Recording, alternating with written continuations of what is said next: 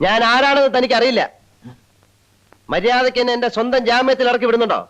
ഇല്ലെങ്കിൽ ദേണ്ട തന്റെ ആ തൊപ്പി ഞാൻ തെറിപ്പിക്കും. മിണ്ടാതെ കിടക്കട അവിടെ. എന്തോ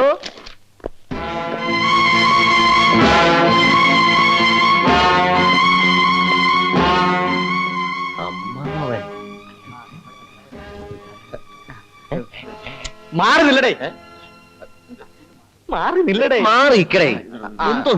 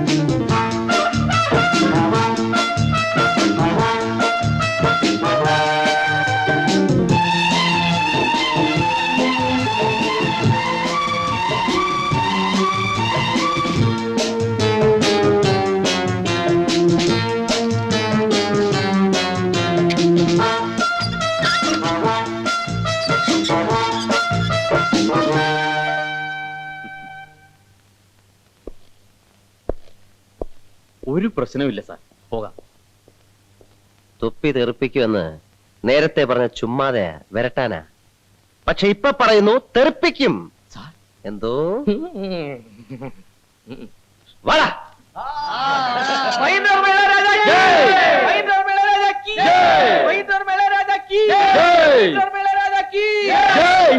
അമ്മച്ചി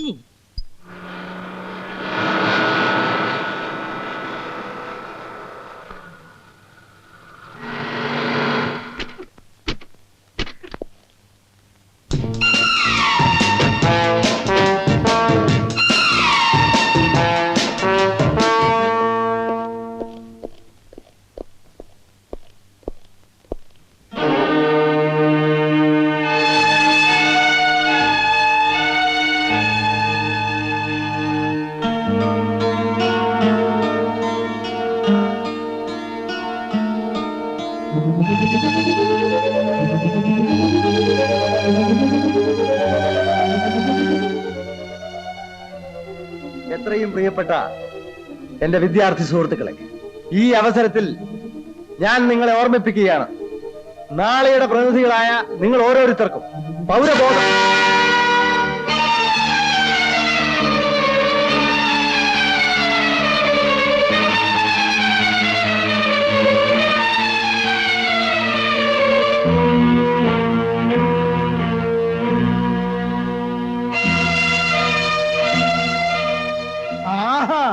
അപ്പൊ അത് ശരി, ഇവനാണ് എറിഞ്ഞതല്ലേ? വേണ്ട വേണ്ട, വഴക്കൊന്നും പറയണ്ട. രാഷ്ട്രീയത്തിലിറങ്ങാൻ യോഗ്യതയുണ്ടെന്ന് പറഞ്ഞതപ്പോ കറക്റ്റാ. പാടോ,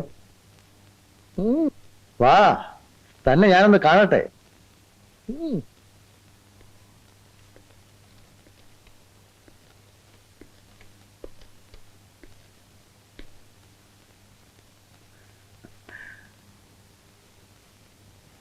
ഇരിക്കടോ.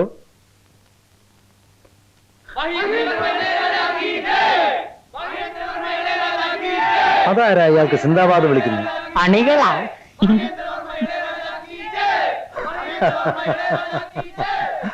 നല്ലത്. പക്ഷേ രാഷ്ട്രീയത്തിൽ ഇറങ്ങാൻ ഇത് മാത്രം പോരാ. കുറച്ച് ഇന്ത്യാ ചരിത്രം, കുറച്ച് നമ്മുടെ പാർട്ടിയുടെ ചരിത്രം, സ്വാതന്ത്ര്യ സമര ചരിത്രം, ഇതൊക്കെ ഒന്ന് പഠിക്കണം. എവിടെയെങ്കിലും ചെന്ന് 4 വർത്താനം പറയുമ്പോ മാറാൻ പാടില്ലല്ലോ. അതൊക്കെ ഇവനെ പഠിപ്പിക്കാൻ ഞാൻ വേണ്ട ഏർപ്പാടുകൾ ചെയ്തിട്ടുണ്ട്. കുഞ്ഞുണ്ണിയാശാൻ പഴയ സ്വാതന്ത്ര്യ സമര സേനാനി, പെൻഷനും താമ്രപത്രം ഒക്കെ കിട്ടിയിട്ടുണ്ട്. അതുകൊണ്ട് കാര്യമായില്ല. അക്കാലത്ത് ജയിലിൽ കിടന്ന പിടിച്ചുപറിക്കാർക്കും പോക്കറ്റടിക്കാർക്കും ഒക്കെ താമ്രപത്രം കിട്ടിയിട്ടുണ്ട്. വിവരമുള്ളവനാണോ? അയ്യോ, കുഞ്ഞുണ്ണിയാശാൻ അത്രക്കാരനല്ല. ഉപ്പ് സത്യാഗ്രഹത്തിനൊക്കെ പോയിട്ടുണ്ട്. പാവം ഇപ്പൊ പട്നിയാ. പട്ടിണിക്കാരനാണെങ്കിൽ അയാൾ യഥാർത്ഥ സമരഭടനായിരിക്കും. പഴയ പോക്കറ്റടിക്കാരൊക്കെ രക്ഷപ്പെട്ടു പോയി.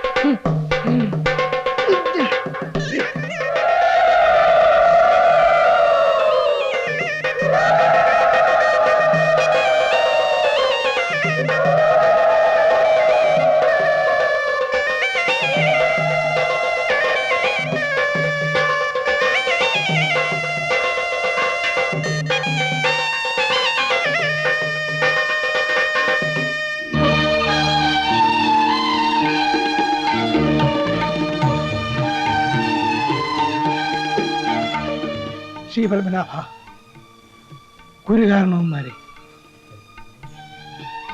രക്ഷിക്കണേ.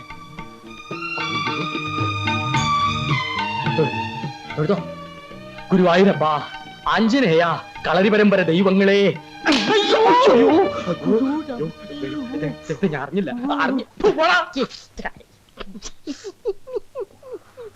ക്വിറ്റ് ഇന്ത്യ സമരം 1942. ക്വിറ്റ് ഇന്ത്യ സമരം 1942. ക്വിറ്റ് ഇന്ത്യ സമരം 1942. വാലിയൻ ജാലാബാഗ് 1919. വാലിയൻ ജാലാബാഗ് 1919. വാലിയൻ ജാലാബാഗ് അല്ല കുഞ്ഞെ, ജാലിയൻ വാലാബാഗ്. എന്തെങ്കിലും ആവട്ടെ. ജാലിയൻ വാലാബാഗ് 1919. ഒരു പേരൂടെ ഉണ്ടല്ലോ. ലാലാ ലജ്പത് റായ്. ലാലാ ലജ്പത് റായ്. ഇനി ഒരാളൂടെ ഉണ്ട്. ദാദാബായ് നവറോജി.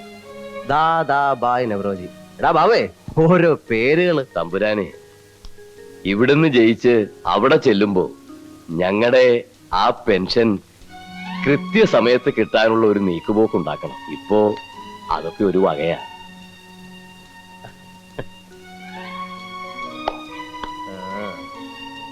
അതൊക്കെ ഞാൻ ഏറ്റാശാനെ. കുഞ്ഞേ, എന്തിനാടാ നീ ഇതൊക്കെ കാണാപ്പാടം പിടിച്ച് വിഷമിക്കുന്നത്? ദേ ഗാന്ധി സിനിമയുടെ കാസറ്റ്, ഇന്ത്യ ചരിത്രം കംപ്ലീറ്റ്, റിച്ചാർഡ് ബാർബറ. Richard Attenborough. പറഞ്ഞോലെ ഇത് മതിയല്ല. അപ്പൊ ആശാനെ, ആശാൻ പോയിട്ട് നാളെ വാ. ഇത് കളറാണ്. പിന്നെ കളറ്. ഭാരതാംബെ, ഞാൻ ഇന്ന് വരെ ആരോടെങ്കിലും യാചിക്കുന്നതോ അപേക്ഷിക്കുന്നതോ നീ കണ്ടിട്ടുണ്ടോ? ഇല്ലല്ലോ. എന്നാൽ കഴിഞ്ഞ ദിവസം ഞാനത് ചെയ്തു. മുഖ്യമന്ത്രിയുടെയും പാർട്ടി പ്രസിഡന്റിന്റെയും ആ രാജശേഖരന്റെയും മുമ്പിൽ എന്റെ തൊലി ഉരിഞ്ഞുപോയി. ലക്ഷക്കണക്കിന് രൂപ വില പിടിപ്പുള്ള എസ്റ്റേറ്റ് അവരുടെ പേർക്ക് എഴുതി കൊടുത്തിട്ടും എനിക്ക് അവരോട് രാജിക്കേണ്ടി വന്നു. നിന്നെ ഒരു മന്ത്രിയാക്കാൻ.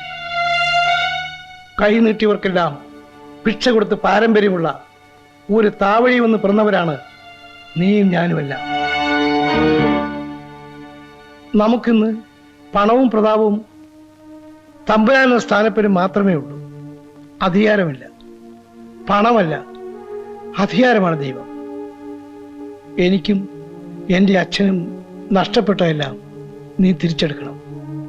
അതിനുവേണ്ടി ആരുടെ കാല് പിടിക്കാനും ഞാൻ തയ്യാറാണ്. നീയും അതിന് തയ്യാറാവണം. നീ കണ്ടില്ലേ, കഴിഞ്ഞ ദിവസം എന്നെ വഴിയിൽ തടഞ്ഞു നിർത്തി കൂലി കൂടുതൽ ചോദിക്കാൻ വരെ തൊഴിലാളികൾ ധൈര്യമായി. അതെല്ലാം അവസാനിക്കണം. നമ്മുടെ പഴയ രാജത്വത്തെക്കാൾ വലുതാണടാ ഇന്നത്തെ മന്ത്രിസ്ഥാനം. രാജാവിന് ആശ്രിത വാത്സല്യം വേണമായിരുന്നു. മന്ത്രിക്കത് വേണ്ട, തന്ത്രം മതി. നമ്മുടെ കിരീടവും ചെങ്കോലും എന്തിന്, പ്രിവി പേഴ്സ് പോലും തട്ടിപ്പറിച്ച രാഷ്ട്രീയക്കാരോടും നമ്മ ബഹുമാനിക്കാത്ത പൊതുജനത്തിനോടും നീ പകരം ചോദിക്കുന്നത് കണ്ടിട്ട് വേണം എനിക്ക് മരിക്കാൻ. ഞാൻ പറഞ്ഞതെല്ലാം മഹേന്ദ്രന് മനസ്സിലായല്ലോ അല്ലേ? മനസ്സിലായി. അച്ഛാ, നാളെ പ്രചരണം തുടങ്ങുകയാണ്. നമ്മുടെ എസ്റ്റേറ്റിലെ സമരം അവസാനിപ്പിക്കണം. കാരണം അവരും ഈ നിയോജക മണ്ഡലത്തിലെ വോട്ടർമാരാണ്. മിനിമം കൂലി 11 രൂപയല്ലേ അവർ ഡിമാൻഡ് ചെയ്യുന്നുള്ളൂ. നമുക്ക് 12 രൂപ വെച്ച് കൊടുക്കാം. മിനിമം കൂലി 12 രൂപയോ? എന്തിന്? വിട്ടിത്തം പറയായിരിക്കും.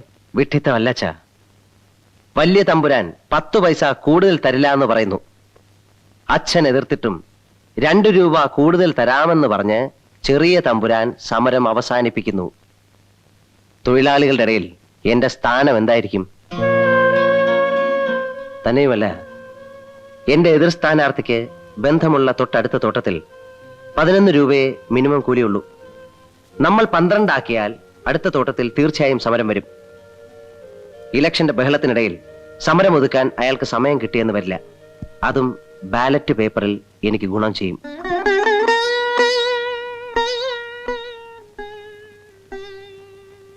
നീ എന്നേക്കാൾ മിടുക്കനാണ്.